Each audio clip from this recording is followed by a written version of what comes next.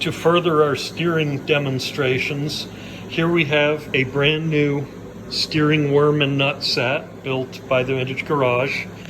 You'll note that this is a 2-start nut as opposed to an original 3-start nut, which gives you actually much quicker steering and a much nicer steering feel on the car. When we build these new worms and nuts, these parts are actually lap fit. The Acme thread on them is so tight that there is absolutely no movement or back and forth movement.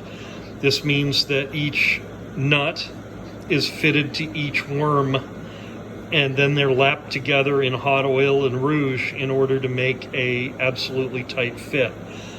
Here we have an original steering worm and nut, and this has seen a lot of miles. It's very worn.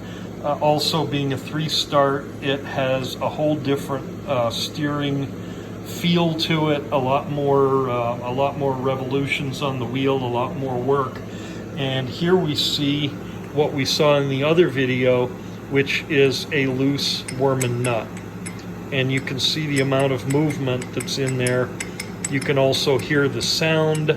You can kind of go maracas with it, but that is a classically worn out steering worm and nut.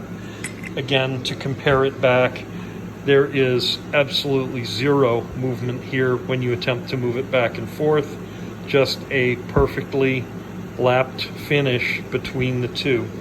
So to rebuild the steering box, we take the steering column out.